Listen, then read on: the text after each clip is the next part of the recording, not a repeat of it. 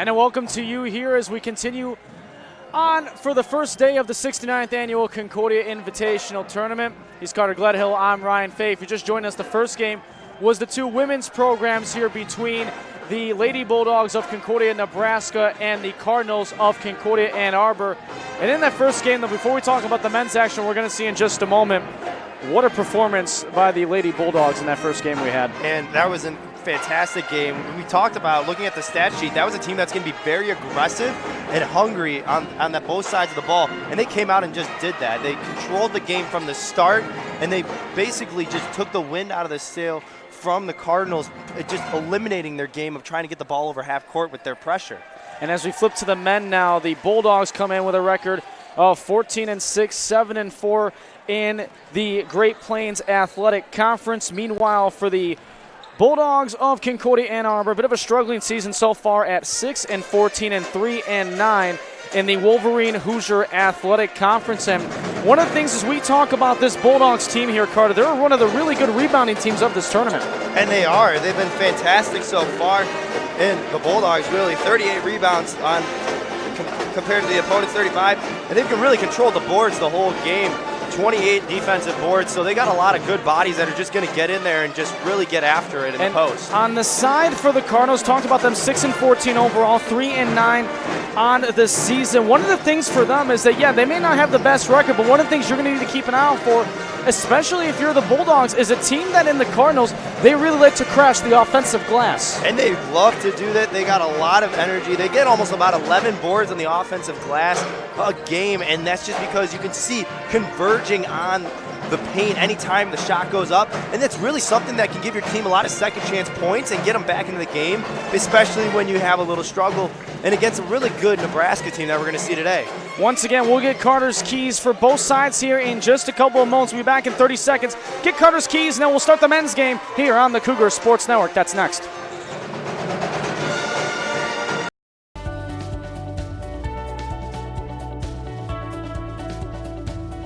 I just wanted to get good grades and to do well. But it also made me realize that I have a lot of career goals. You're there to get a full college experience, not only participate in your sport, but participate in things outside of that. And it's all about growing as a person. My coaches have helped me with figuring out who I really am. Their lives are dedicated for us to succeed.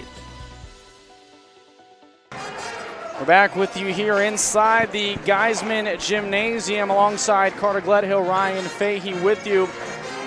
Again, this is the men's game coming up here between the Cardinals and the Bulldogs for the action today. And Carter, let's get to your keys here for both sides for this ball game this afternoon. Well, we've mentioned how aggressive this team, the Cardinals, are on the board, so it's going to be very important for Nebraska to just control the boards. Like we said, especially when you get the 10, almost 11 offensive rebounds per game, that's something that's going to give your team new life and new hope to get second chance points. So as long as the Bulldogs are able to control the paint, they're going to be just fine today because they are a very good shooting team, shooting about 45% from the field. On the flip side for the Cardinals, there's one man in particular that they really have that the Bulldogs need to watch out for as well, and that's number 50, Paul Zick, standing in at 6'9", 235. He's going to be a key factor today if the Bulldogs are going to win because that man averages about 5-6 rebounds per game, and think about this from a big man, he shoots about 57% from the field. This is also the Bulldogs team that comes in as one of the hottest teams in this four-team tournament. They've won 7 games in a row. They've won by double digits in the last 6. And the other thing to that, part of that winning streak that they're on right now, Carter, they've made at least 10 three-pointers in those games. And we've seen that in the first game, too, that Nebraska was also able to make the women's team went on in their game. They usually make about 11 threes, but we saw for some reason the shot didn't go up. So it's going to be interesting to see today as well if the shots are going to be up and consistent for the Bulldogs, because we talked about it early on in the first game, but the environment that Geisman is as right now, with the competitive and high energy it can be a little shock for both teams. As both teams here finish up their warm-ups, again, we want to shout out our great crew behind the scenes. Of course, our producer, Shelby Spitz, and our graphics and replays that you'll be seeing throughout our broadcast today is brought to us by Julia Beers. Our camera operators, Ryan McGee, Grace Miller, Julius Vitelli, and Kelly Guti. And, of course, the man among men, the director, C.J. Sellner. And there's some creativity here in some of these signs by the fans. as it says, Nebraska shucks. That's true. Cornhuskers. It's a very well creative sign there, although she doesn't seem too happy that she has that sign up right now. But, not after the first game that they saw. That's very true. Again, that score from that last game, 74-49, the Lady Bulldogs getting the victory about a few minutes ago before we had the beginning of our action for this men's side of action in this Concordia Invitational Tournament. I want to talk to you as well. I mean, for those just joining us, the energy inside the building is also something to behold here. We talked about this in our first open when we started our coverage today. It's loud in here. It is loud. From the tip-off of the women's game we had fans on their feet, and it's going to be absolutely electric. And we've been waiting for this matchup that's going to be coming later tonight, too, as both the men and women's team are going to be in the rematch of the Chicago and Wisconsin rivalry. It's going to be really fun and exciting, even for this game, too, but later on tonight when we see Geisman packed to the brink of how many fans are going to be here. It's going to be a rematch as well from 10 nights ago up in Wisconsin, where the Wisconsin side of things, they swept both the men and women of Concordia Chicago. The Cougars will be looking to flip the script, but we'll worry about that then. This is the Bulldogs. This is the Cardinals. We'll introduce you to the starting lineups and our officials in just a couple of moments as we get set here for game number 2 of 4 in day 1 of the 2020 Concordia Invitational Tournament. And as we get set here for tip-off, we'll get you set on over to public address announcer and Jim Egan. Once again, good afternoon, ladies and gentlemen, and welcome to our first men's game of the 69th annual Concordia Invitational Tournament. This game is between the Bulldogs of Concordia University, Nebraska, and the Cardinals of Concordia University, Ann Arbor. And once again, Nebraska in the navy blue will be the visiting team on the scoreboard. Ann Arbor in the white will be the home team. And now let's meet the starting lineups first for Concordia, Nebraska. At guard, a 5'9" senior from Seward, Nebraska, number 3, Brevin Slope. At guard, a 6'2" sophomore from Cretan, Nebraska, number 5, Carter Kent.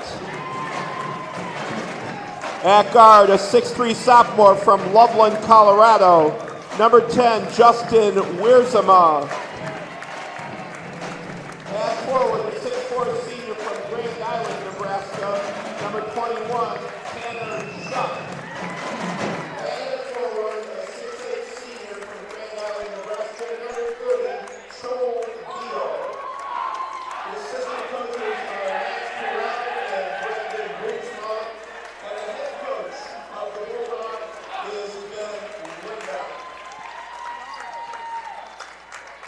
And now, here are the starters for the Cardinals of Concordia, Ann Arbor. At guard, a 5'11" sophomore from Lawrenceville, Georgia, number 0, Bernard Sanda. At guard, a 6'3" senior from Middle River, Maryland, number 4, Greg Alexander.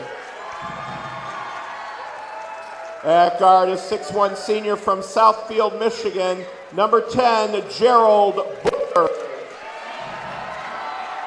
At forward, a 6'5" sophomore from Fraser, Michigan, number 14, Jordan Winowicki. And at center, a 6'9" senior from Somerset, Michigan, number 50, Paul Zist. The assistant coaches are Kyle Tomes and Eddie Golston. And the head coach of the Cardinals is Ricky Yan. So now you've heard the starting lineups for both teams, Bulldogs in their navy blues and the Cardinals in their whites.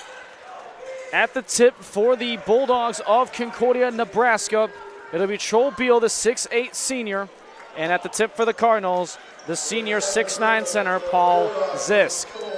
50 on 30 at the tip. And we'll get you set for game number 2 here in the 2020 CIT tourney, and off we go. This is a team in the Cardinals, mentioned 6-14 on the record so far, as Zisk has control. Looks to go to the left corner now as he finds Winowicki. Our officials here for today, Kevin Grayer, John Zafranik, and Rich Parsons are your officials, as that shot there is missed. Again, unlike the women's game where they have 4 10-minute quarters, we have 2 20-minute halves here in the men's action. As Carter Kent, the reigning Great Plains Athletic Conference Player of the Year a season ago, averaging just over 14 a game. As into the paint, Wiersma circles it out to the right side. 6 on the shot clock as it finds Brevin Slope. His 3 ball is up, that's short. And the rebound there controlled by Greg Alexander, the senior from Middle River, Maryland. Cassandra now with control, a 47% shooter on the season is the 5'11 sophomore. As Booker gives it, Zisk, jumper, no good. And I may say no good, not often with Zisk. He is the program's all-time leader in field goal percentage that he set during his junior season at 59.9%. As that 3 ball at the right arc is missed there by Tanner Shuck. And now I understand the poster from a moment ago that we saw in the Ann Arbor student section. It took me a while to put 2 and 2 together there, Carter. I'm sorry about that if I let you down. As that one's stolen and taken the other way, it's Wiersma. Off now for Kent. That's off the front rim, no, but it bounces over for an offensive rebound to Slope. Shuck over to Slope again at the right arc. 15 on the shot clock. Still no score here between these teams that was just underway. 3 ball up from Shuck. That's good. And Rain from downtown, the senior from Grand Island, Nebraska. It took a while. We saw a lot of back and forth with the missed shots, but you see Shuck getting the nice look there in the corner and draining it from 3. Only 30%, it's about 30% on the year actually from behind the arc. Winowicki now over to Zisk on the inside part. Cassandra's 3 is up, that's short. And another offensive rebound. This is a Cardinals team that averages just over 10 offensive rebounds a game too, as that one is stripped away and stolen by Wiersma. Wiersma the other way, going coast to coast. Kick out, right arc Slope, 3 ball, no. And he's gonna get his own rebound back though. Behind the back move now inside for Beal. As it settled down, Beal, he couldn't handle it, off his knee, out of bounds. And back to the Cardinals it goes. Colton Rietzma now steps onto the floor as Paul Zisk will get a breather. Off to the bench he goes. Again, the head coach, Ben Limback, in his 7th season for the Bulldogs. It was a class of 99 of that same university. Ricky Yan in his 7th season with the Cardinals. Booker getting a screen at the free throw line. He kicks to the left corner. 3 ball up, no, as that was too strong off the hands there. As the Bulldogs now come the other way. Winowicki with that missed 3 a moment ago. As Beal up now to the top as he finds Slope. Wiersma. As Brevin Slope has it again. Left corner 3 try, that's no good. So now the Bulldogs are 1 of 6 from downtown in the early going, as getting the block inside with Shuck, and he gets the ball himself. Quick passing ahead for the Bulldogs. Inside, Slope cutting. Can't get the layup, but Beal with the follow through. You see Beal, he's so big and so athletic that it was a great layup there and just great follow through after too. That great transition though, but how about Shuck with that block? Booker inside, step back for 2. That may have been partially blocked. It was short either way. And the rebound there to Wiersma. Justin Wiersma, the sophomore from Loveland, Colorado. Slope now has it. The leading scorer on this Bulldogs team, averaging over 15 points a game. In the paint, shot short there from Shuck. Offensive rebound, Beal. Wiersma, kick out to the right arc. Shuck for another 3, that's short. And the tip rebound is controlled there by Benara Cassandra. Cassandra. Left off for Booker. Now to the left corner for Winowicki. And going for the left, arc 3 and draining it from downtown. Colton Rietzma. And a timeout called by the Cardinals. Colton Rietsma, he's only taken now 7 threes on his season. That's his 4th one made this year. And that's pretty impressive. The 6'5" big man just pulling up. But you see, he had a great look there. And when you get those opportunities, there's no reason why you can't shoot them. 5-3 scores. We played almost 4.5 minutes of our opening half. And, well, Carter, it's been slow scoring from both sides to the start. Yeah, it has, but you've seen a lot of the pace of play that we saw identical in the first game, too. Just everybody's excited to be here, so you get really this back and forth kind of mentality. And you get a lot of aggressiveness, too. But if I was the Cardinals right now, I'm not too discouraged. I mean, you're 0 for 4 right now from the field. But at the sorry, not 0 for 4. You're 1 for 7. But at the same time, too, it's just shots aren't falling right now, but you'll get going as you get into a rhythm. We kind of sort of saw that in the women's game and the last game that we had, where you saw the Cardinals go on that 13-0 run towards the end of that third and into the fourth, when really their offense really wasn't cooking that consistent for most of the contest until that period of time, and that's when they really started to get the points going, even though they still lost by 25. As now into the ball game is Ryan Holt for the Bulldogs. As right on cue, he has it. Kicked over to the right side for Wiersma, who's in the paint now. Picks up his dribble. It's Scarpelli for 3. Sam Scarpelli now into the game, the junior from Portland, Oregon. Hits a 3 and a 5-point lead for the Bulldogs. But you see the great look that Scarpelli got because of the great kick out from the paint there by Wiersma. And that was just a great all-around possession, because if you didn't want to force a shot in the paint, just kick it out, and then you got him sitting outside the 3-point line. Casanda off now for Booker as we have 10 on the shot clock. Booker, step back, almost wanted a 3 as he goes inside, lost the handle, out of bounds. It's to the Bulldogs. Tyler Black now checks in. Paul Ziss back out onto the floor, and also now on to the hardwood is Matt Lockhart. As Casanda comes out in addition to Alexander and Colton Rietsma. A hockey line change there for head coach Ricky Jan. 75 and 124 is his record through 7 seasons as the head coach of the Concordia University Ann Arbor Cardinals. Inside Wiersma for a moment. Scarpelli getting a screen from Beal. 10 on the shot clock. Shuck for another 3 attempt, and this one is good for Tanner Shuck, the senior from Grand Island, Nebraska again. And you saw Shuck was open because you see Beal. He set kind of a ball screen right there, too, in the corner. And a quick 3 answered right back by the Cardinals. So you talked about, can these offenses start to get cooking a little bit when that timeout was taken? The answer may be yes at the moment. As Wiersma now for Scarpelli, fakes the 3, goes inside, bounce pass along the baseline for Tanner Shuck. And Shuck now off to a hot start as he's now got 8 points. But Scarpelli, again, looking great look. He doesn't have the height, especially when you got a lot of big post players on Ann Arbor. So using your advantage and finding space and having the great assist by looking on the baseline vision. Paul Zisk inside against Beal.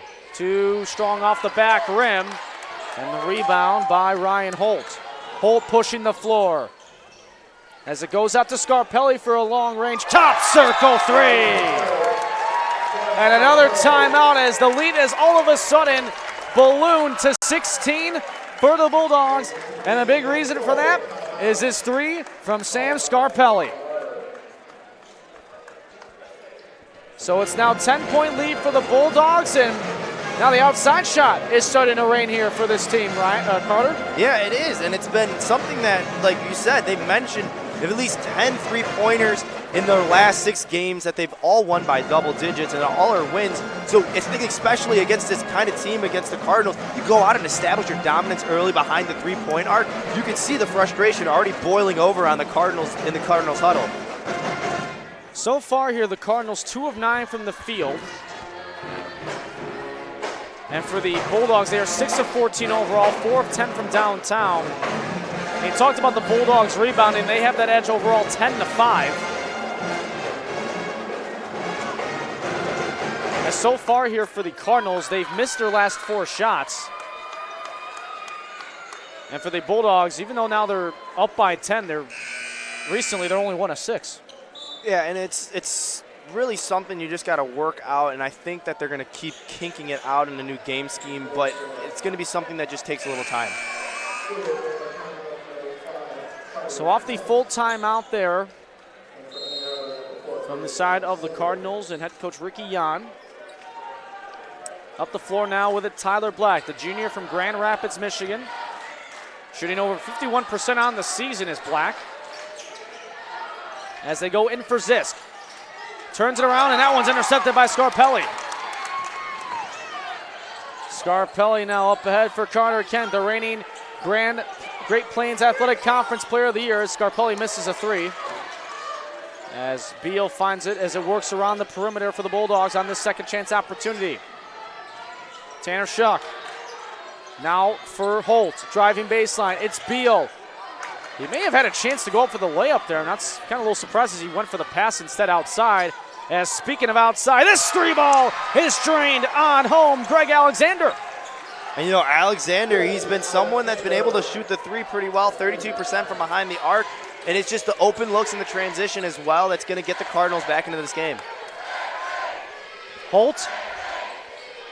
Now for Shuck at the left side. Off a screen, Shuck three. That is short, off the rim twice. As Dominguez up the floor. Dominguez with control, now over to Black. Black averaging just under 8 points a game. As now for Alexander. A 31% three-point shooter misses there. And the ball is out of bounds to the far corner, and it'll go back to Nebraska. Bernard Casanda now's back in. Brevin Slope checks back in as well for the Bulldogs. And Gage Smith checking in for the first time, the sophomore from Elizabeth, Colorado.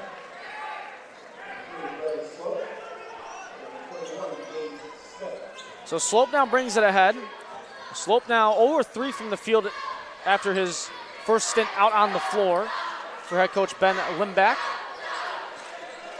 Scarpelli, who's drained a couple of threes and having 6 points. Inside for Smith, up at the top now it's Kent. It's worked around for Holt. 8 on the shot clock. Holt against Zisk.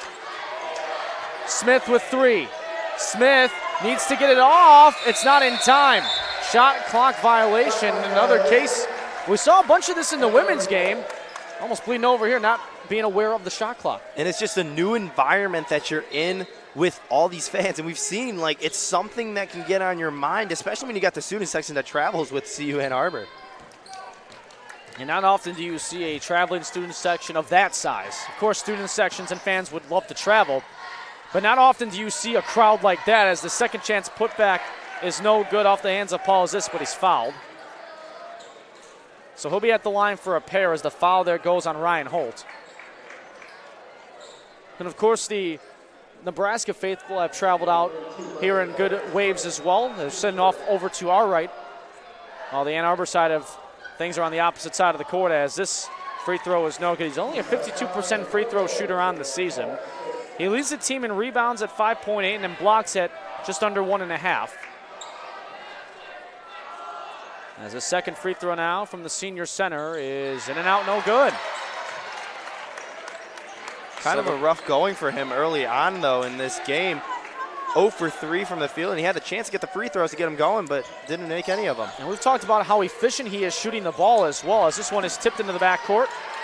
Bulldogs are allowed to go back and get it. That being Kent, taking it in with his own hands there as he's fouled going up for the left side shot. That's on Greg Alexander for the foul. So now it'll be Kent at the line for a pair, a 72% free throw shooter on the season. As Kent here for the first is nothing but net. Kent with his first point. He's 0 of 2 so far from the field. Both shots have come from behind the three-point line.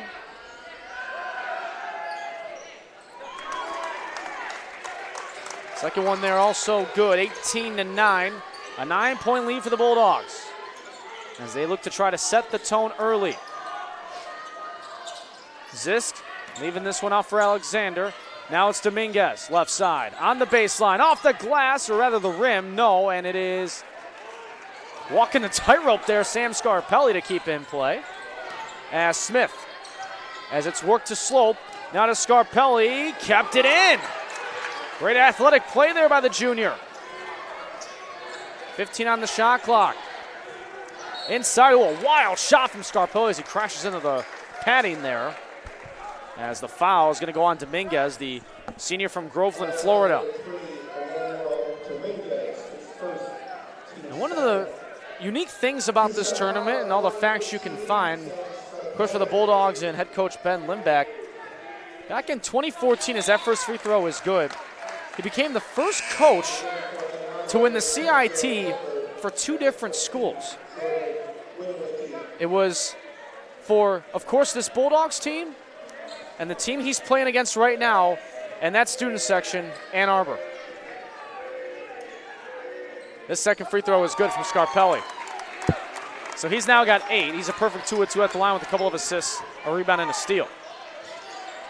But how crazy is that, though? Yeah, you're still in like the same division levels of school, but you're not in the same conference. And how about it that you get to match up against them, as it all comes full circle, as that jumper's good? And it's one of the cool things about CIT because it's one of those always coming around because these are teams that you usually wouldn't schedule on your regular schedule just because of the division lines that are crossed with D3 and NAIA, but still, it's really cool to see them come back and still part of both teams. Well, they went on Winowicki for the Bulldogs. There's a look at the head coach of the Cardinals and Ricky Yan. Mentioned his 7th season with the team as this free throw is up and good for Carter Kemp. Kent now's got 3. All 3 of his points have come at the line. As Tanner Shuck now is back into the game, along with Justin Wiersma for the Bulldogs.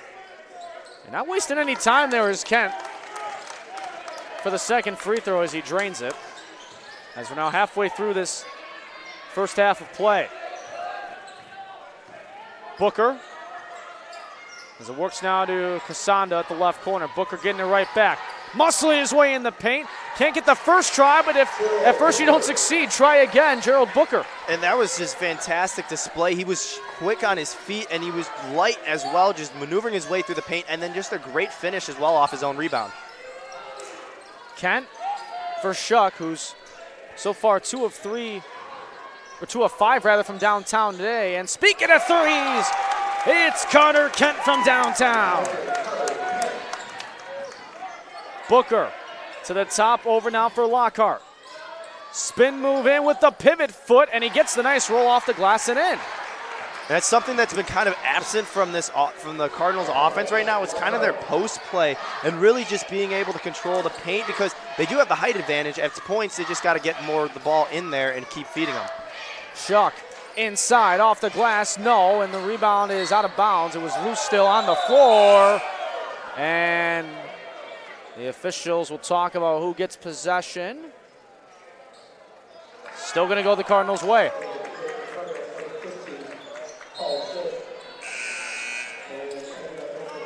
So the Cardinals will get possession. As now Scarpelli comes out. Mentioned Justin Wiersma now checking back in, along with Tanner Shuck. Booker, who's got 5 points here. As it works now to Zisk inside, who's off to a slow start. And that one is intercepted and stolen by Justin Wiersma on a one-on-one. And Casanda saying he didn't do anything, and then his coach right away, Ricky Hahn, saying you hit him. Yeah, that's one of the ones that was just kind of a weird foul we usually see, but I mean, I think there was some contact drawn in between the two. It was a bit of an awkward fall more than anything. As Slope being guarded by Winowicki for a moment. Shuck goes for another 3 ball, and that is his 3rd 3 drained. He now has 11. So a great start here for Tanner Shuck, who's a 29% 3-point shooter on the season. Casanda in, bounce pass, Zisk, couldn't dunk it, gets his own rebound. He's blocked on there by Tanner Shuck. And Shuck's been flying all over the court. It's either we're calling his name on a made basket or just on that block there. Another 3-ball attempt, that one no good from Kent. As Casanda now will push the floor. Winowicki Alexander, long two, no good, that's short. And the rebound to Wiersma.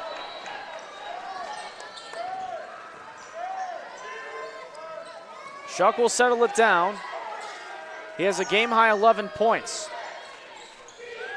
Wiersma into the paint, off the glass, too strong. Ball tipped up, Beal the offensive rebound.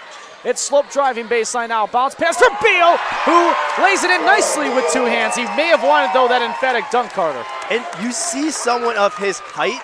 It's something that you don't usually see with such quickness that we've seen. And he's been flying all over the ball, and he's been very aggressive. And he's had 6 number on the defensive side this whole time.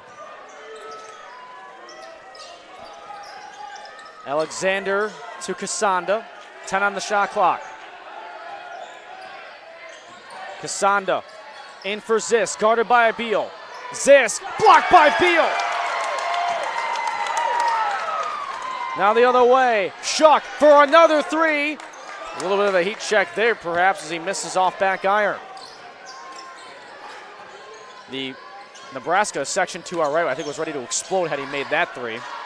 As Kasanda, left side, shot inside, no, too short, and Slope the rebound. Inside, what a wild shot there from Wiersma, misses all the rim. There's quick action here, Alexander three, that's no good. And Wiersma gets control. Boy, these teams have struggled now in the last couple of minutes, Carter. And I think it's probably due to the fact that both of them are pretty tired. They've been running down the court a lot lately, and it's just been a really quick, fast-paced game. We're almost done with this half. Beal doesn't make the first try, but gets the second chance. And a timeout. You talked about how fast-paced it was. We haven't had many stoppages in this first half either. We only got 5.5 ready to go in the first half. No, we get a little breather ourselves right now with this full timeout. Whew, there's that breath. As we get one more look at this play, as you see the nice drive by Slope. And again, good getting the numbers on the baseline. Good awareness by Slope there as he gets it in for Beal, who's now got 6 points. And also for him, I don't want to say a quiet 7 rebounds, but he's still been very effective nevertheless. And it's been something, he's just been so athletic and versatile on both sides of the court. We mentioned like how great he's been on the offensive side, but I think one stat that's not in the book right now that's directly to him is the effect that he's had on the Cardinals offense, and especially Paul Zisk. He is 0 for 6 from the field right now, and I think that's partially because they're putting so much emphasis on denying that post offense, and he's been so good so far in this game at just creating opportunities to block shots. The Bulldogs shooting 38% from the field, 37 from downtown. They're a perfect 6 of 6 at the free throw line as you get a look at the Concordia Ann Arbor band performing here. Along with the rather large student section that has made the trip here from Ann Arbor to River Forest, Illinois. You talked about how long the trip was for Nebraska. It was a little over 800 miles, I believe? Yeah, I believe so. Still, CIT brings together everybody, no matter where it is, and it's just something that's so special about it. I mean, 69 years running. It's, I believe, if I check the record book right, second longest tournament besides March Madness. So I believe you're correct in that department. As the Bulldogs here, as we come off the timeout on a 10-2 run, as you see on your screen. Black will bring it ahead into the front court as he checks in off the timeout. Under 5.5 to play. Cardinals got some work to do, down by 17. And a very fast-paced first half. And Carter has alluded to at times here so far. As Booker off the screen. Long two, that's good.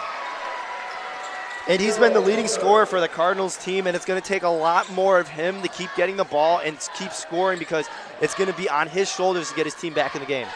So far, he's played 12 minutes of this half. As driving baseline right side off the glass and in. A pretty move from the sophomore Clay Uher, who's now into the ball game, the forward from Crete, Nebraska. As quickly answering, trying to answer was Black. And look out, though, because, again, we talked about how close those bleachers are. Black takes a scary fall as Uher gets called for the foul. And you can kind of hear the gasp even out of my breath there because we saw the impact he took. Yeah, and it's something that usually you don't play in a lot of gymnasiums that have there. That was a hard collision either way, but give credit to Black for going in there and really taking control and seeing that there was nobody there in the paint and just going up for a hard foul in the layup. Again, you've got the band there, you've got the cheerleading section for the Bulldogs. I mean, that's within mere inches, not even feet.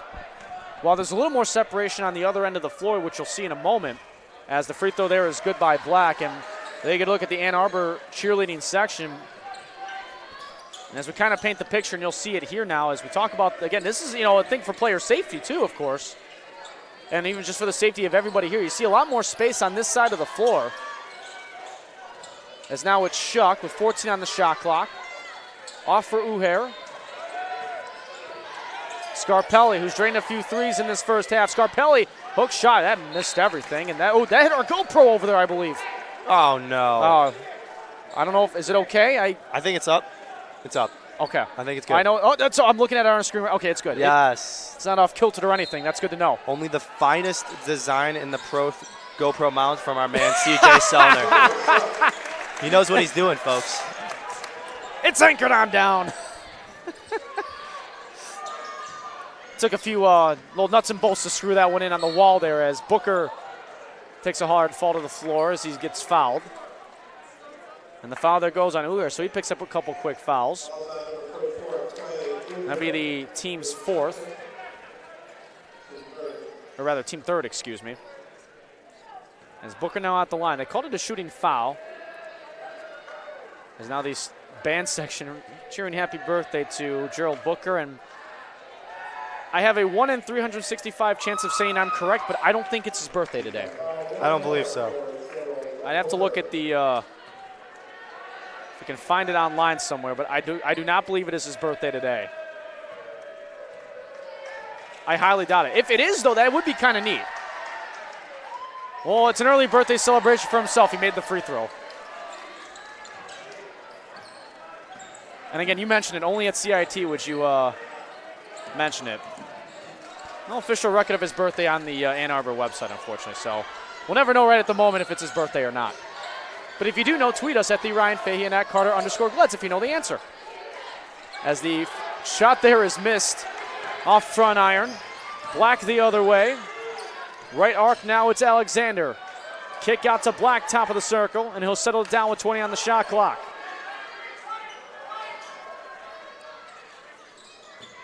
Rietsma for Black. High arcing three is short, and that'll bounce on over to Slope.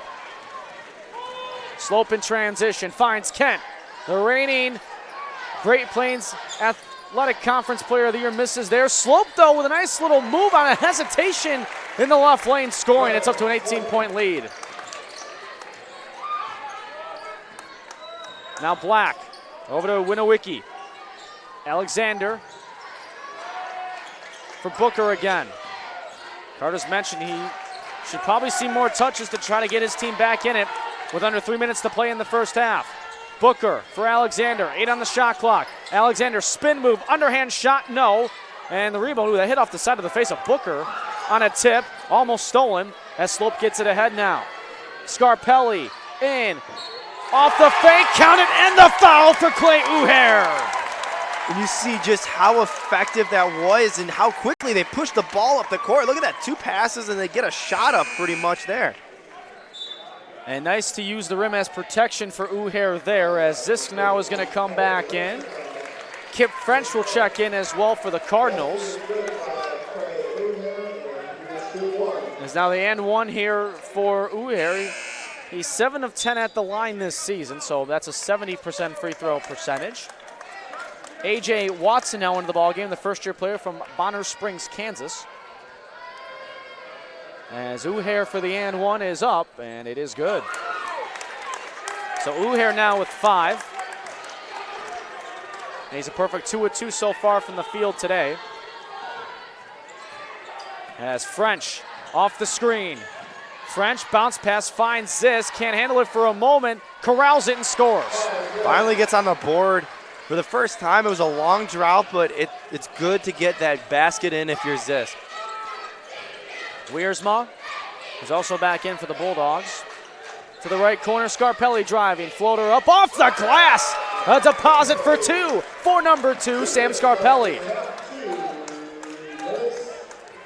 So now under 2 to play in the half. A 21-point lead. And it really hasn't been a turnover-filled game. It's just the shots haven't really fallen until, as I say that, Booker drains a floater there. Well, you see there that they're trying to get Zisk into the ball game. They're trying to run a pick and roll there, but the Bulldogs are just doing such a great job of just eliminating that from the Cardinals offense. Left corner area, Scarpelli, three is in and out. Offensive rebound by Holt, misses. Third time's the charm, works though for Uhair. Oh, and a misplay, a steal in the backcourt. That's A.J. Watson wheeling it out to reset over to Wiersma. Scarpelli traveled. But you've seen so far in this game, it's been the Bulldogs that have not only been applying the pressure, but taking advantage of every turnover and miscue that the Cardinals have. And it's getting to the point where we're looking at the court. Some of these players are absolutely exhausted of how fast-paced this game is created by the Bulldogs. Nicely done there by French to have control as Zisk can't handle that one. That's stolen. Into a third gear. Wiersma layup good. The bench loving that one for the Bulldog side of things as Booker has it with 46 to go in the half. Booker off a screen. Booker kicks it out. Right arc three. No good there off the hands of Winowicki. That's going to hit off the belt up top and out of bounds. It'll be called. And back to the Bulldogs. 30 seconds on the shot clock, 38 on the game clock, so an 8-second difference right now. As Lockhart comes back in for the Cardinals. Dominguez does the same.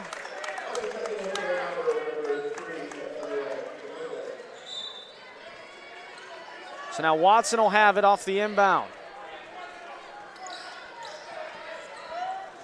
Now approaching a half minute to play. Scarpelli. He's got 10 points. Bounce pass. Zisk goes for the steal and gets it. Almost traveled as the shot clock is now off. Three ball up. That's short off the hands of French. And we get a whistle and a foul on the floor. That's going to go on the Bulldogs, I believe. And it is going to be on Justin Wiersma. And that'll be his first. Fouls haven't been a story so far. Only 9 combined fouls aside. Haven't had to talk about anybody near the bonus yet. And I don't think that'll happen here with the final 19.8 to go in the half. As Dominguez will settle it down and the Cardinals look to hold for the final shot. French with 10. Lockhart. Inside, Euro step off the glass, no. And it's controlled by Watson with 2. Watson at the buzzer, if it's good, it counts!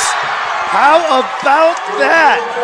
The freshman from Bonner Springs, Kansas. A buzzer beater to take them into the locker room, up by 26. One more look at that one, Carter Gledhill. That just is the nail in the coffin right there. If you want to put at the end of a great first half for the Bulldogs, did everything right. They pushed the tempo. They were effective on the boards. And how about the icing on the cake right there with a nice little half-court floater to end the half. 50 points, too.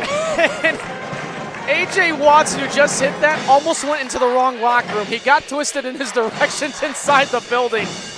One more look at that before we go to break. Off the mishandle there with just seconds remaining. Watson, the first-year player, with only 0.2 of a seconds remaining, he got that one off.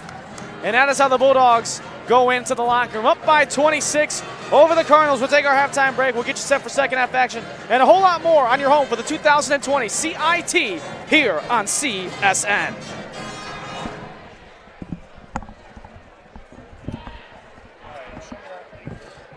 Screw up just tweeted at us saying that I was.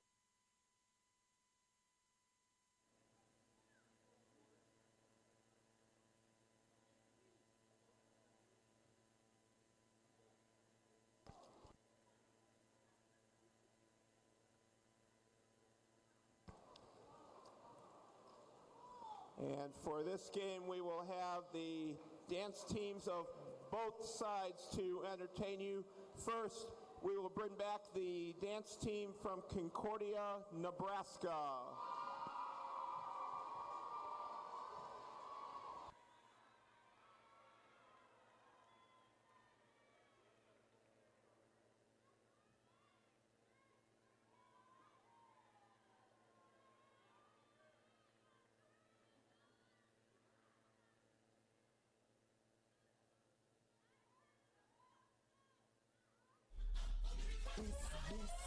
This is a mystery of one time explosive.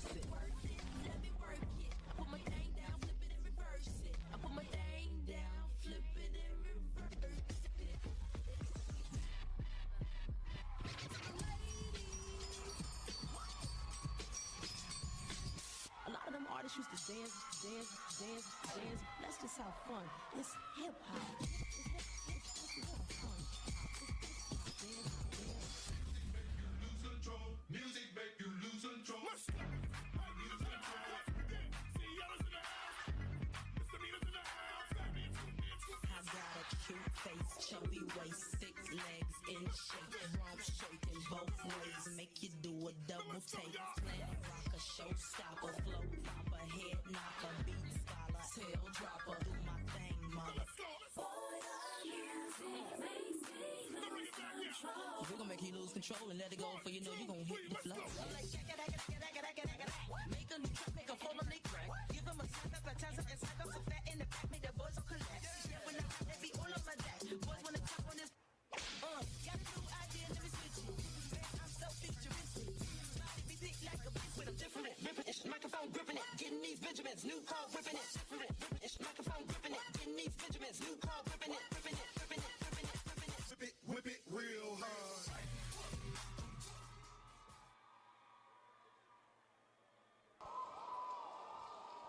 Concordia, Nebraska. Thank you, ladies.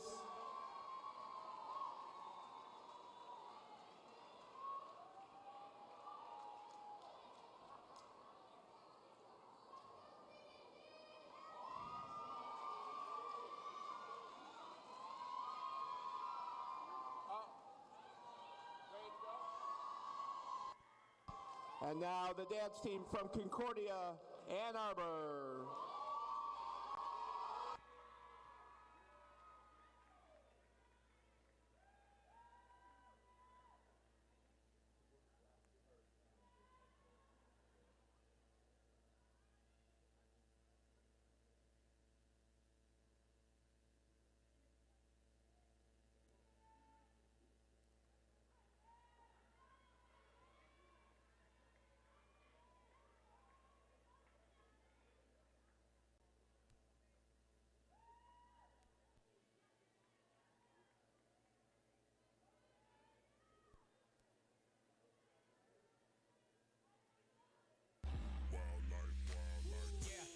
Going crazy on the dance floor, jam pack. Got a couple bands back from the bank on my last trip, like a ransack. Everybody hanging like a stream from my landmass. Yes, every woman back from an Amtrak. You may never heard a flow quite like this. Everywhere I turn, you see an iced out wrist. She might be German, she might be Swiss. Oh man, and I feel it pretty hectic. Lights on around, good think I'm an epileptic. I know you press that it missed the good old days, but things change.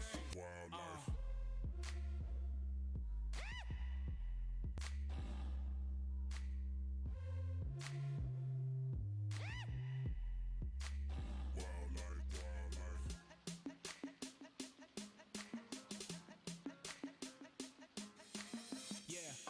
What I might do when I'm in the right mood, you know me. I'm out of the party like a VIP, and everything's looking better from my POV. Nocturnal animals, we don't sleep, and I'll probably forget you, CeeLo Green. I'm sweating like the Amazon 100 degrees, and that back shot's bigger than the family tree. So drop that thing like a fumble, like you're talking to the king of the jungle. We got lions, tigers, bears on mine, and every single one's turned up, yo. I don't want anybody bringing the vibes down. So if you wanna wind down, oh look what I found. A little something that'll keep you awake until the break of dawn. Don't be afraid to get rowdy.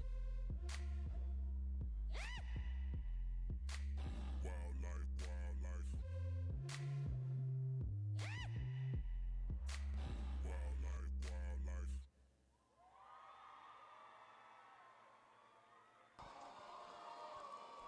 Concordia, Ann Arbor dance team. Thank you, ladies. And once again, we'd like to remind everyone that the cheer and dance teams of all four Concordias will be on display for you tomorrow morning at 10 o'clock. The third annual CIT cheer and dance competition. Make sure to come out early tomorrow and support your school. It should be a great time.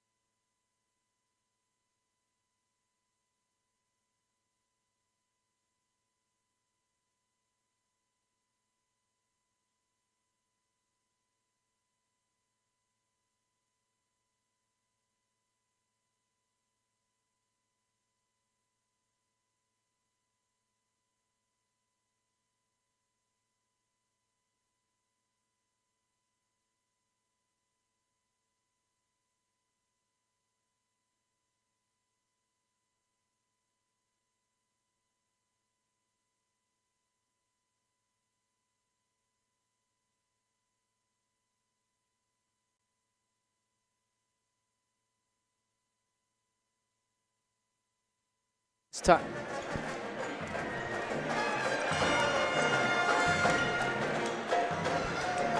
Back here to get you set for second half action. You take a look at some of the team stats on your screen. 50-24 our score.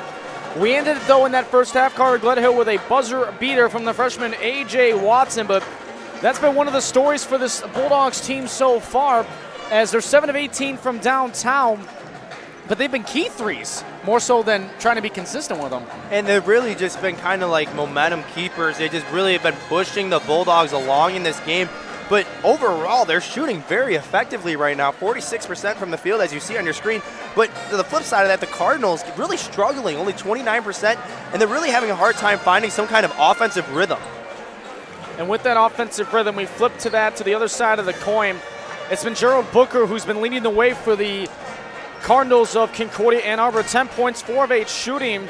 He's also got a block in 16 minutes of action, but he's been the only mainstay of offense for the CUAA so far. And part of that is because the Bulldogs have been doing such a good job of eliminating the postgame. And one of the people that we talked about in the pregame show was Paul Zisk, and he was how effective and how important it is for the Cardinals to get him in the offense. Well, if you're looking at the stat sheet now, he only has 2 points. He's 1 of 7 from shooting, and you mentioned it. He set the school record last year for most effective shooter, and that's something that's really uncharacteristic of him coming into this game. So if you are the Cardinals down by 26, what's the message you need to send to the Bulldogs as you come out of the locker room? Well, you got to come out aggressive. I mean, that's the only way you're going to get back in this game. You have to match or exceed the fast-paced offense that the Bulldogs and the tempo that they're pushing right now. The other thing that the Cardinals have to do is just they have to reestablish dominance in the post, because a lot of their outside shots have been forced, and when they're forced, it's been really hard for them to get back in transition defense, and that's why the Bulldogs are taking over. So the Cardinals just really, and overall, just have to reestablish their offensive game plan. Tanner Shuck has a game-high 13 points on 3 of 7 shooting from downtown. Sam Scarpelli also in double figures with 10 points on 3 of 6 shooting. He's a perfect 2 of 2 at the free throw line. Carter Kent, the reigning Great Plains Athletic Conference Freshman of the Year, is a perfect 4 of 4 at the line, 7 points, and he's only 1 of 5 from the field. And you talked about Paul Zisk, who is one of the most efficient shooters in program history. He set the record for field goal percentage a season ago. The way we've seen with that 1.5 of play, it surely wouldn't look like it, but that's a courtesy and a credit to that Bulldogs defense. And the Bulldog defense and the defenders that have really been putting it together is Joe Beal. He's been phenomenal. He's been 1-to-1 with Paul Zisk the whole game. And then how about this? Tanner Shuck doing it on both sides of the ball. Not only has he come up with a couple blocks in this game, but he's been a pretty good shooter for the Bulldogs too. Brevin Slope out on the floor along with Justin Wiersma. Carter Kent on the floor as well, along with Tanner Shuck and Joel Beal, the usual starters that they will have out on the floor to start the second half. And then you've got Paul Zisk out there for the Cardinals, along with Bernard Casanda, in addition to Gerald Booker, who we talked about, Greg Alexander, and Jordan Winowicki, the same 5 for the Cardinals, same 5 for the Bulldogs as we started. And here we go for second half action. Quick movement here around the paint, or I should say the outside to start, as Slope kicks to the left corner. Shuck, he was feeling his 3-shot in the first half, instead goes for the 2, missed on the baseline drive. Beal, the offensive board, almost mishandled that one, as the shot clock now is at 13. Beal up now to Wiersma, as a long left arcing 3 is no good off the hands of Kent, and the rebound controlled by Casanda. Casanda going coast to coast, kicks out now to Booker. Booker, we talked about, 10 points. He's 4 of 8 shooting here today in 17 minutes now of action. That one poked away. That one stolen by Kent. Kent, bounce pass, Slope, missed the layup. A rare 2-on-1 missed layup opportunity. You want to have that one back if you're head coach Ben Limback. That's Casanda now. Over to the right side, finding Winowicki, and that one turned over and stolen. That's Wiersma picking it up. Slope to the right corner as he found Wiersma. Now Kent, left arc, 3-ball up for Slope. That's off the belt and out of bounds it'll be to the Cardinals. Again, I want to thank all our viewers tuning in for the CIT tournament for this weekend's coverage. Of course, all the fans watching out in Nebraska or in Ann Arbor or wherever you may be tuning in, of course. to support your respective schools. You didn't make the trip out here to River Forest this weekend. Although if you did make the trip out here, as Booker's three is up and that's too long, the weather was a little murky at best coming into this weekend, as that three ball is drained on the right side for Greg Alexander. And Alexander, he's kind of had a quiet game so far. Quiet 9 points he's at, 6 points he's at now, but he's going to be one of those also guards that's going to have to really revamp this Cardinal offense. Shuck drives. That is a offensive foul. That's going to be on Beal, the 6'8 senior.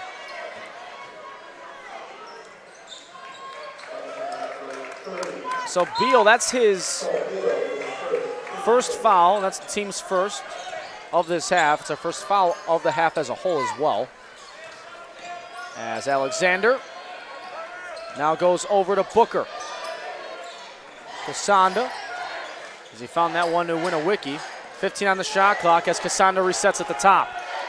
Casanda, left side to the top for Booker with 8. Booker, crossover, three ball, that's short. And the rebound, it'll stay to Casanda. Off for Zisk inside. Oh, he couldn't go up against Beal on that one. Alexander, left hand, underhand, shot is good. Nice move there by Alexander driving inside. As now Alexander has 8. Bounce pass that hits off the leg of Zisk, and it'll stay with the Bulldogs as Tyler Black now checks in for Bernard Casanda. Again, as a programming reminder, we'll be back on the air at 6 o'clock tonight when we get through to start the second half of the CIT tournament, when the women of Concordia, Wisconsin and Concordia, Chicago go toe-to-toe in a rematch from 10 nights ago. And that's going to be a 5-second violation holding the ball inside on Tanner Shuck. And we've seen early on in this half already the Cardinals coming out with that energy that we said that they needed to have to get back in the game. Now the question is, are they going to be able to continue on this? Because they already have the Bulldogs on their heels a little bit. Booker, almost a carry there as he got that one off instead. As Booker gets stuck in the paint, finds Winowicki, driving right side off the glass and in. So nice drive there for Winowicki, who's got his first points of the contest. Slope for Shuck. Right arc three is up. That's Kent. That's short, but he gets his own rebound. You know, we've seen about 4 or 5 times now that the shooter has gotten his own offensive rebound for the Bulldogs, as that layup there is short and the rebound controlled by Black. Yeah, they got 13 offensive boards on the game, and that's something that we mentioned that the Bulldogs are really good at, and it's something that the Cardinals haven't really been able to take out of their game. Driving baseline on the reverse, Justin Wiersma. He's now got 4.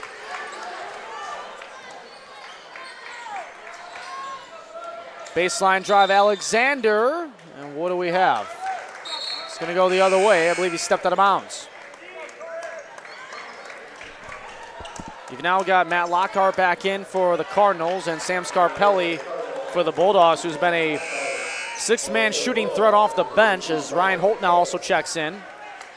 Scarpelli with 10 points, 2 of 4 from downtown to go along with 3 assists, a rebound and a steal. Scarpelli, the junior 5'9" guard from Portland, Oregon, a 40% three-point shooter on the season. Wiersma, left side drive, stops, finds Holt. That 3 ball is up. It is no good, though, and Lockhart gets the rebound. Lockhart inside. That pass went to nobody. Bit of a miscommunication there as Emmanuel Dominguez out onto the floor. 30-second timeout called now by the Bulldogs, who have a 21-point lead as we're 4 minutes and 35 seconds into our second half of play. We've already seen so far kind of the slow down pace of this game. It's kind of similar to the first game. Both teams came out all firing on all cylinders, and now it's kind of taking back and slowing down. And we've seen the Nebraska team right now, it's only 1 of 8 from the last 8 possessions that they have. Same thing with the Cardinals. It's just kind of like this dull and hole that they're in right now, where there's really not much of of aggressiveness on either team, but it's kind of a good regroup for the Cardinals because they need that if they're going to continue this push to get back in. So far, the Cardinals shooting 33% from the field, 30 from downtown. In terms of just the opportunities, too, the Bulldogs have taken 47 shots total compared to the Cardinals only having 36. So it tells you where the offensive opportunities have come from in this game so far, and a chunk of them have been in favor more of the Bulldogs than the Cardinals in terms of how many offensive possessions. Scarpelli now off for Kemp. Scarpelli again resets. Inside as cutting along the baseline was Holt as he's fouled inside, and he'll be at the line for 2.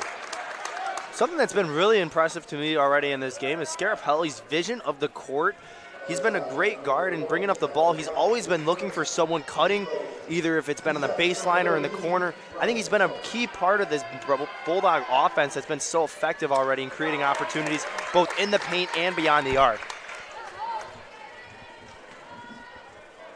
Last time Nebraska won the CIT was back in 2017 off the second of a repeat. Of course, Ben Lindback was the coach then. Also one we talked about with Ann Arbor back in 06 and 07. And then he broke that when Nebraska won it in 14 that we talked about earlier. So he's no stranger to CIT success. As Lockhart inside, blocked by Holt, but a foul. Foul's going to go there on Kent. As Lockhart will be at the line for a pair. Lockhart on the season from the free throw line, he's 3 of 6. Hasn't had many opportunities here at the stripe. 50% so far this season. Takes that big, deep breath as the first one here is good. Clay Uher now checks in for Beal. And Alexander's now back in as he replaces Booker. A bit of a dark horse in that first half, as we mentioned Clay Uher coming back in. Uher with those 7 first half points as well. Second free throw is good. So now you're going to see the Cardinals have to dial up the pressure. They're going to start going in this press, but it looks like the Bulldogs already figured out a way to break it. Wiersma for Kent. Now Scarpelli.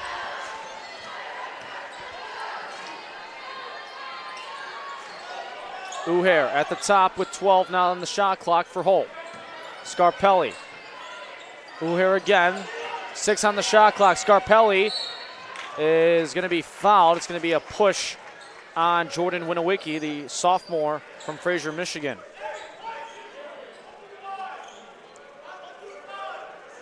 Be a baseline inbound. Shot clock resets to 20.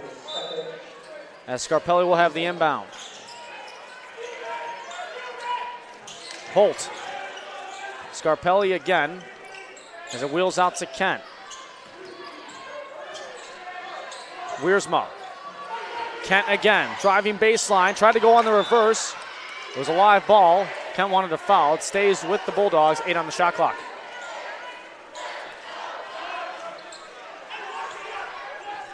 So we'll see what the Bulldogs and head coach Ben Lindback draw up here on the baseline. In for Uher.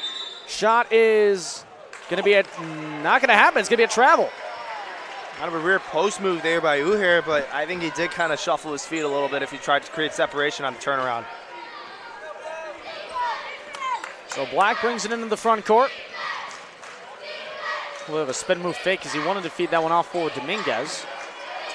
As Alexander off now for Lockhart. 3 ball, Alexander in and out, no good, and the rebound to Holt. Now the Cardinals are 4 of 14 from downtown. It's 28% from three-point land.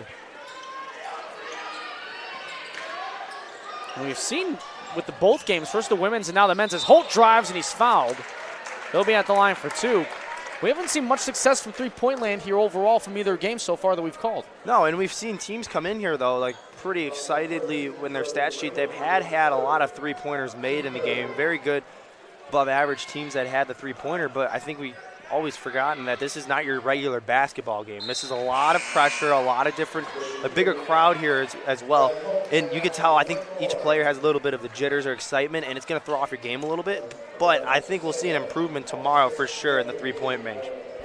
Booker's now back in, along with Cassandra. As the second free throw is no good. Offensive rebound, Clay Uhair. So fresh life again for the Bulldogs. Wiersma on the crossover to Scarpelli with 10. Uhair driving, kick out, Holt, 3, good. You see the great separation there by Holt and just finding the open area and seeing that the Cardinals are sinking down in their defense. Lost, that's why he's going to pull the trigger and shoot. Alexander to the left corner for Booker, driving. And stopping for a moment inside. Kick out, right arc, 3 ball up. That's too strong off the hands of Cassandra. Ball kept alive on the offensive rebound, saved in, and then taken away in the end by Wiersma. Wiersma the other way for Scarpelli, off the glass and in. But you see the control of body Scarpelli had, and he didn't phase by the contact. He knew where he was and controlled himself and laid it off the backboard instead of chucking it up. Zisk inside, who has had a quiet game tonight. It's a 2-on-1 the other way. Scarpelli and Holt. Alley-oop. It's a foul as Holt was trying to go up for it. And the foul goes on Cassandra, trying to stop any Kodak moments from happening on him. If that happened, this place might have blown the roof off. That would have been exciting. At least the side of the bleachers would have collapsed, I think. Our right ears might have been blown out. As most of the Nebraska fans that have made the trip are over off to our right side of our broadcast vantage point here. As checking back in for the Cardinals is Matt Lockhart. Although if that did happen in that aspect of things, that wouldn't be so good. We'd lose all of our setup here in front of us. Great setup by CJ Selner. Well, of course. And Danny down below doing stats. Oh, she's fantastic. Can't forget about her, too, as that's going to be a call going the other way.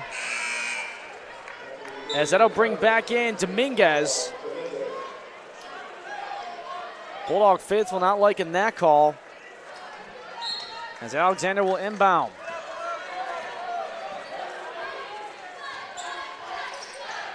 Cassandra. Wanting to leave that one off for Booker. Instead it finds Alexander. Dominguez. Now for Booker. Alexander jumping into the paint. He's fouled. And we'll see who they get that on. That's going to be on Uhair. So now Uhair has 3. So we'll see if he gets subbed out here with 12:05 to play. As Alexander at the line. Free throw is rattled home. He's an 84% free throw shooter on the season as Tanner Shuck for the Bulldogs comes back in. And that was Alexander's first made free throw and attempt tonight. He's got 9 points, 5 rebounds on 3 of 9 shooting in the game so far. Second one also good. Cassandra now comes out. French back in.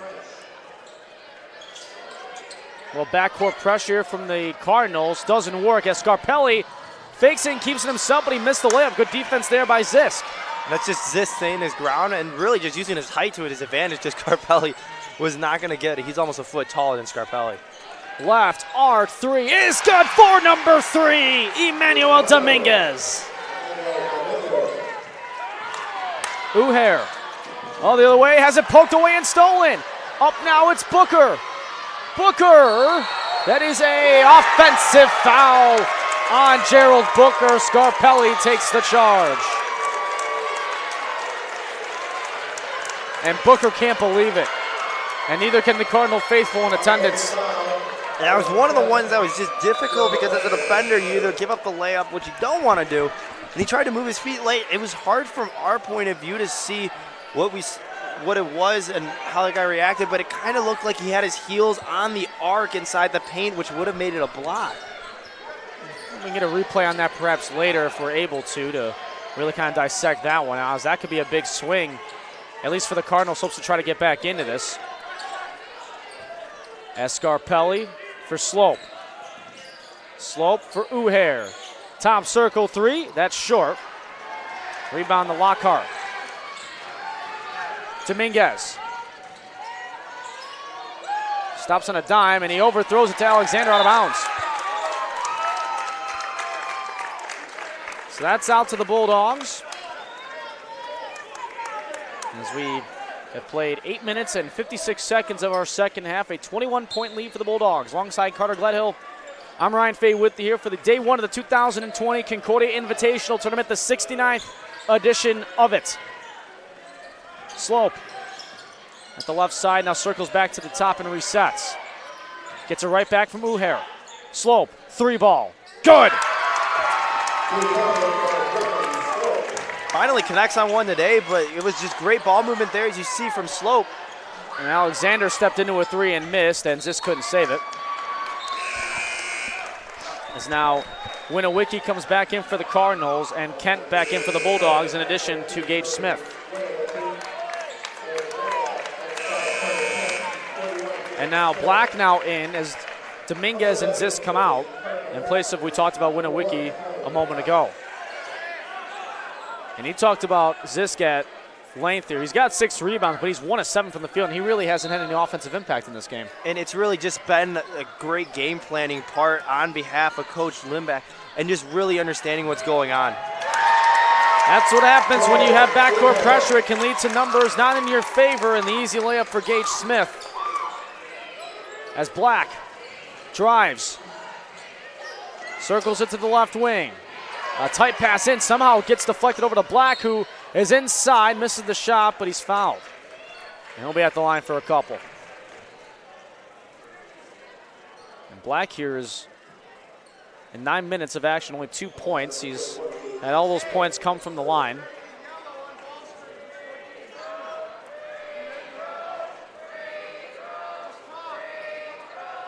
Black on the season, a 70% free throw shooter. Makes the first. 6-foot junior from Grand Rapids, Michigan. Team is 6-14 overall, 3-9 in the Wolverine Hoosier Athletic Conference. 10-16 to go here in regulation. Second one's good. Against kind of soft pressure in the backcourt here by the Cardinals. Almost facing a double team with Slope as Holt gives it back to Slope. Slope driving, and it's intercepted by Black. Black, coast to coast, kick out, left corner, Winowicki for three. Great job there, though. Winowicki setting up in the quarter, but great job just Black understanding what's going on. You can see coming down here. You get great court vision, attacking the middle of the paint, and then kicking it out to Winowicki in the corner. That's exactly what the Cardinals offense has been looking for all day, and they finally found it in the middle of the second half. Cardinals were 0 for their last 4 shots before that was made. And the thing for the Bulldogs, we kind of gotten back into that lull again where teams really weren't able to buy their buckets. But there's one there for the Cardinals, even though they're still down by 21 with 9:51 to go. And you see the difference in between the span of before the earlier game and now is they're being able to control their offense a little bit more. They're settling down. They haven't really been afraid of the pressure that the Bulldogs have been throwing at them. They're really just doing a better job of processing it and setting up their offense around what has been going on. Again, as a programming reminder, we get back on the air as well at the top of the 6 o'clock hour here Central Time. If you think it's already crowded in here and loud, you haven't seen or heard nothing yet. We haven't experienced anything like we're going to be witnessing either here in the crowd. I mean, we're in the thick of it here in the bleachers on the one end of the gym. When you look at it across the way, you think the Concordia Ann Arbor section is rowdy. Wait till the host student section fans come on in here. It's going to be pretty exciting. It's going to be a lot of fun. And like you mentioned, I mean, it's just the school spirits that's being shown by all 4 schools that we're going to be seeing today. It's electric, and that's what makes CIT so special. Again, we've called this the quote-unquote Olympics of college basketball here at this level because you get to host every 4 years. And this is another opportunity for us here in River Forest to have it. Our first time, obviously, for both of us here, but we're happy to be a part of it, that's for sure. One of the longest running college basketball tournaments around in any level. As Tanner Shuck, who is 3 of 7 from downtown, gives it off, driving baseline, and short on the shot was Smith. It's out of bounds. It goes to the Cardinals. Mentioned there's going to be that student march-in coming in at around 5:30 before tip-off of the 6 o'clock game between CUW and CUC. That's going to be another interesting sight to see as well. That's going to be really exciting to see. And all around school campus, they've got a color-coordinated shirt, so it's going to be a sea of maroon tonight to support the Cougars. I believe tomorrow is yellow, if I'm not mistaken. Yes, it is. As a step-back three is short there off the hands of Lockhart, and the rebound controlled by Smith. Slope. As this one goes off to the right side for Holt. Under 9 minutes to play. Kent, who's the reigning freshman player of the year in the Great Plains Athletic Conference. Slope drives in left side and scores. Now Slope, who we talked about, averaging just over 15 points a game. As that shot wouldn't have counted, we get a whistle and a foul. That's going to go on Tanner, that's going to go on Tanner Shuck. As we're going to see Cassandra come back in along with Booker and Rietsma. As Lockhart, French, and Winowicki come out. Alexander now for Cassandra. And it's Booker again, who's, along with Alexander, got a team-high 10 points each. And 10 on 10 here numerically for a moment as Booker inside, trying to gain separation, lost it out of bounds. And that one, it looked like an example there, Carter, of Booker doing a little too much. Yeah, and you know, when you get to the point where you're just trying to force shots or you're trying to force separation, it might be one thing that's not going to work out at times, especially when you get a lot of Bulldog defenders pushing you around. Ken up ahead as he finds it now over to the far side for Wiersma. Slope, who's got 7. That shot's no good, and the rebound controlled to Booker. Booker driving in. Can't get the shot up, but he's fouled. And for Booker staying as aggressive as he is, he's 4 of 10 from the field. A couple of rebounds and an assist. As the foul goes on Kent, that's his second. And that's also the team's 6, so the 1-on-1 bonus would take effect if the next Bulldogs foul is to occur here. Booker's free throw up and good. Talked about Booker, a 67% free throw shooter on the season, as Dominguez now comes back in for Cassandra. And now Watson, who had that buzzer beater at the end of the first half, checks in as he replaces Brevin Slope.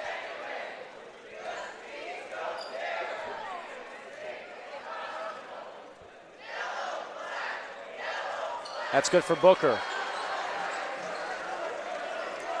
Watson will bring it ahead, the first-year player from Bonner Springs, Kansas. Smith can find somewhere to go with it for a moment as he finds Watson again. Smith over to Kent. 10 on the shot clock. A lot of perimeter passing here as Watson for Smith. Inside. Tough angle shot is short. Gets his own rebound and then puts it back in himself. But that's just part of the whole game story that we've seen already from the Bulldogs, just being over-aggressive, just overpowering the Cardinals, whatever they're doing, especially controlling the boards. Cassandra. Off to Booker. Booker getting it back again with a crossover. Step back, long 2. That's no good.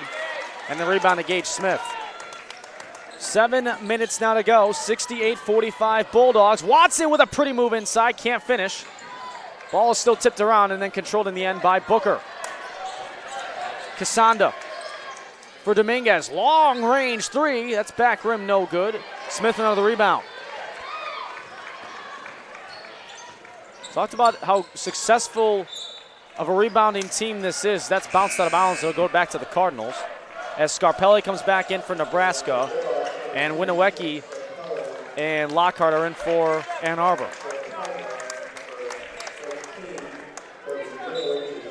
38 rebounds for the Bulldogs compared to the Cardinals' 27.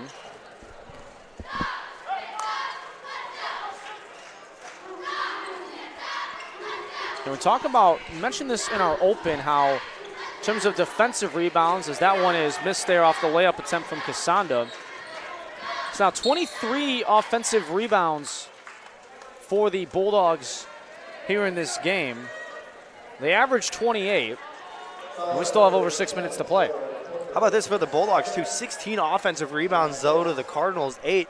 That's been another added factor into why the Bulldogs have been so dominant already in this game. It's just second chance points that we see off of those rebounds that are created. Watson to the left side for Scarpelli, as the foul there was on Booker a moment ago. Watson to Scarpelli again.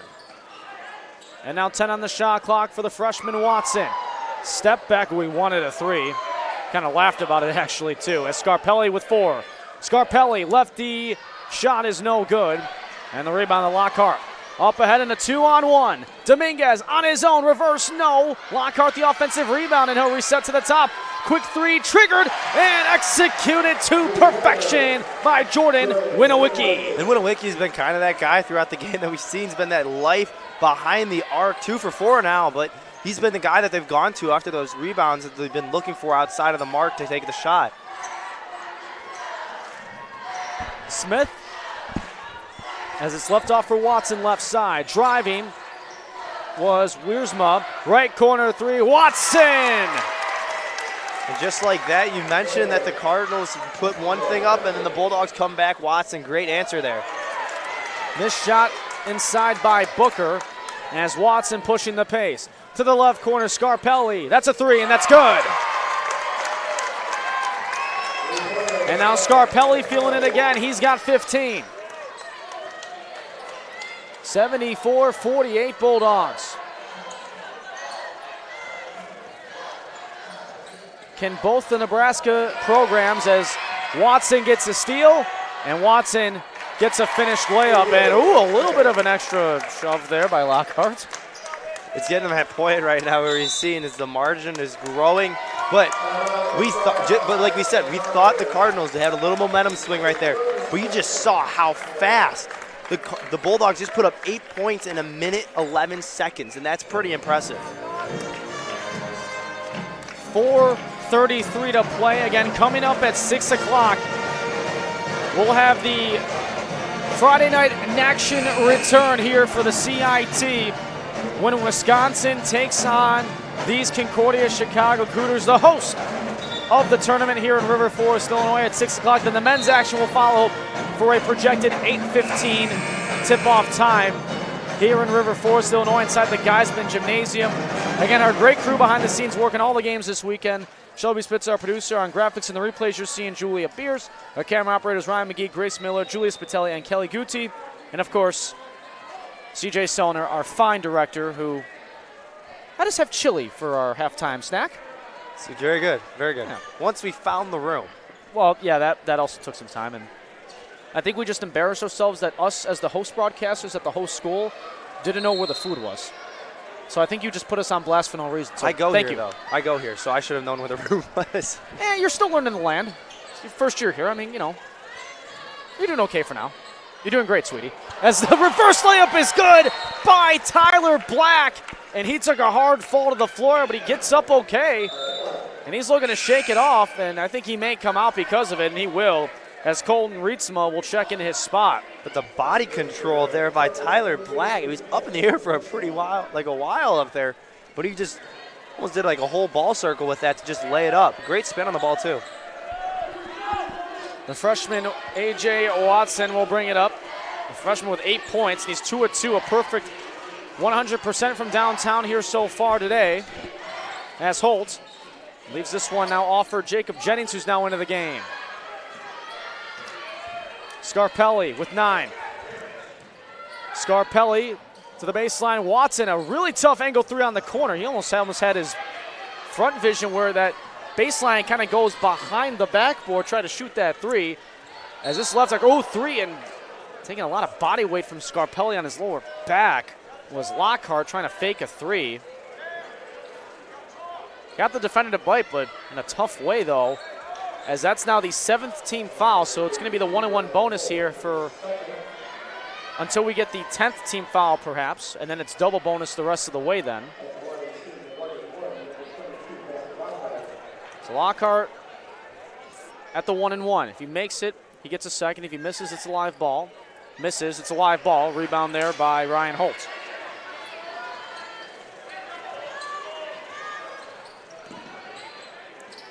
Scarpelli mishandled it, and they're going to call it deflected into the backcourt. That's a tough call, but either way we play on. Watson trying to drive to the right side, gets it back out to the top for Uhair. Ball rings around the perimeter. Jennings, the senior from Shawnee, Kansas, seeing some time here late in the second half as Watson. Crossover step back. He wanted the three, wanted it in for Jennings. Getting enough in time there was Holt, but he missed the shot. It would have counted, but the rebound of the Cardinals. Almost riding Watson on his back there was French.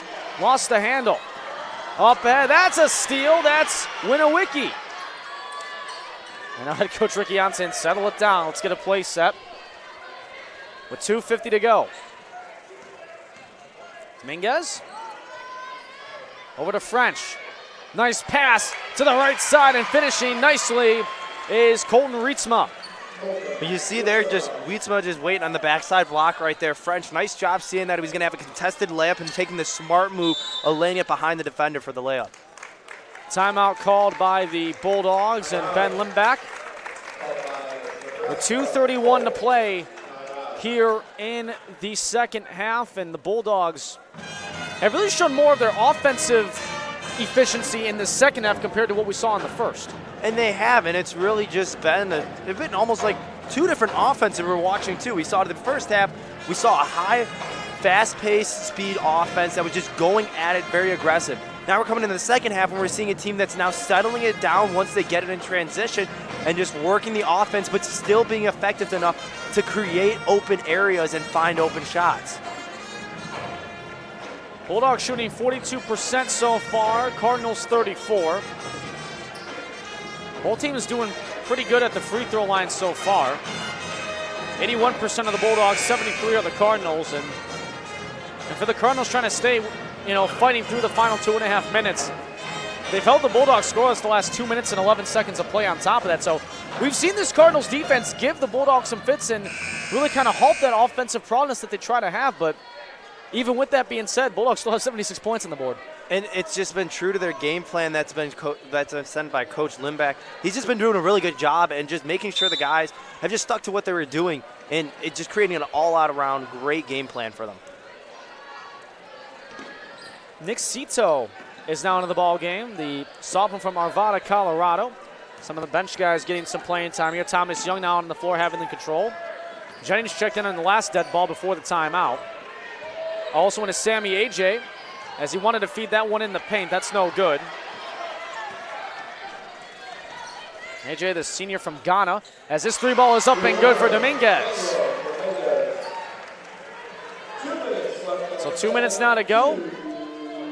Again, we'll take our in-between games break, and we'll have tip-off at 6 o'clock. We'll have our pregame show starting 10 minutes prior with the Cougars and the Falcons of Concordia, Wisconsin. And some more bench guys now as the Cardinals are going to empty out their bench a little bit. Devontae Beam out onto the floor along with Tyler Wisman. And for the Cougars, of course, we'll start with the women's team because we're going to be seeing them coming up next. They're a team that they've struggled through some of their games this season, Carter, but they're a young, hungry, and very competitive team as that three ball in the right corner is missed. Well, that Concordia team that we're talking about, I think they're on a 3-game win streak right now, and that's all that stemmed from a tough loss against an Aurora team late in the game with free throws. And they've come around and they've really fine-tuned their whole offense, and it's going to be really exciting to see them come back to Geisman and try to show off that new revamped team that's found new life.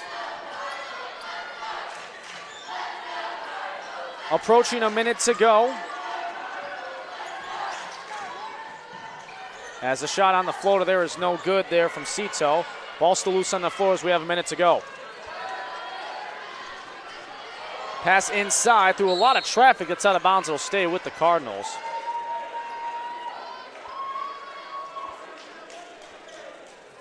Again, we'll speak with the winning head coach in Ben Limbeck after this one wraps up. The final 52 seconds of gameplay here. And the Cougars with a record of 5-10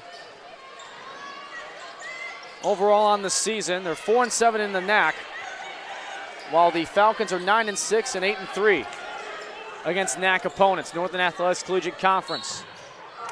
If you didn't know the abbreviation, as that is a drive by Jennings and he's fouled.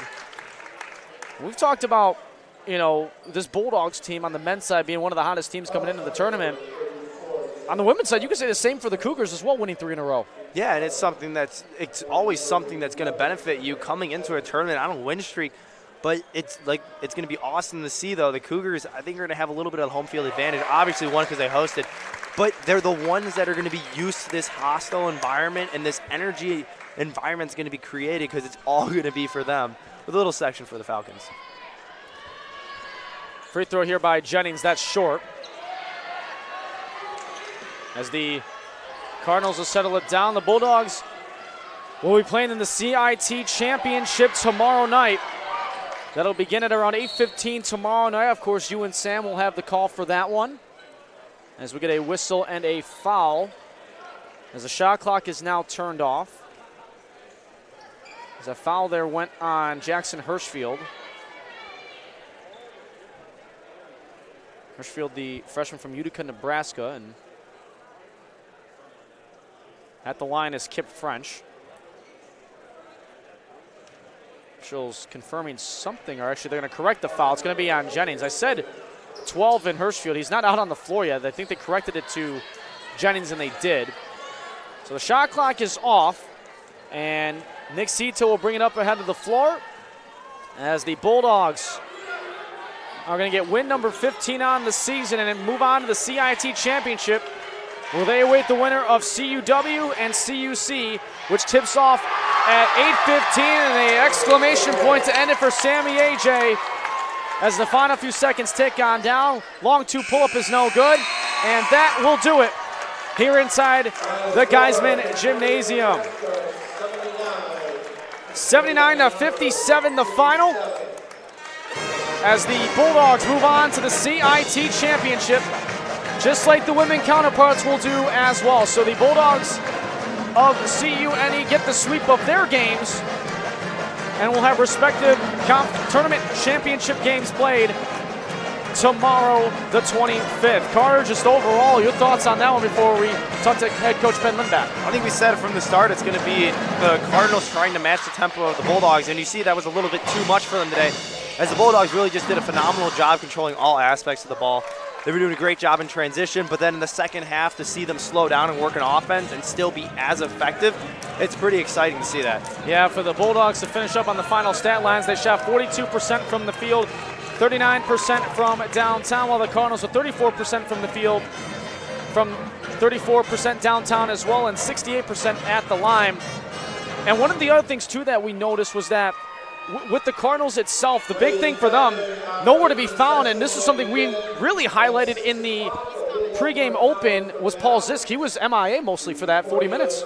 He only had 2 points, and he was 1 of 7 from the field, and really it was hard. I mean, he had 6 rebounds, but it's really hard to get going when you can't be involved in a game, when you can't be getting involved as much as you usually do, because his game plan's the post, but the Bulldogs shut that down today. So these two respective schools will be ready for tomorrow's championship action here in the CIT, as the Bulldogs move on after they defeat Concordia Ann Arbor 79-57, and as now getting set here to talk with us as we conclude game number 2 of the 2020 CIT tournament, as we'll be speaking with head coach in Ben Limbeck. Yeah, we're going to be on camera for this, so it's all good. As as we look at how this game went, 79-57, of course, you guys get the victory. One of the things that we had mentioned in our broadcast was what can they do, what you guys rather can do against Paul Zisk, and Well, you answered that pretty well. Oh, he's a great big fella, and I felt like our big guy Chol came out and played really aggressive for us and got us a lot of second chance opportunities. But no, we got on him early, and I felt like it disrupted his rhythm a little bit and certainly helped us because then we had to defend their guards. I think one of the other things that you did to try to disrupt Concordia Ann Arbor defensively was that you kind of had the spot threes, and what I mean by that is you had crucial threes that really tried to derail their momentum, and Tanner Shook was a big part of that. He was huge in the first half. You know, we got in a good rhythm and just felt like our guys were playing hard. And you know, the first half I thought we moved the ball fairly well. The second half I didn't think it moved as well, but he was huge, you know, hitting threes. I thought Sam Scarpelli again and gave us a good lift. In the second half, you know, we just kind of weathered the storm. And how cool is that with the lead that you guys gained, your guys that were on the bench that maybe don't get as much playing time as some of your other players do,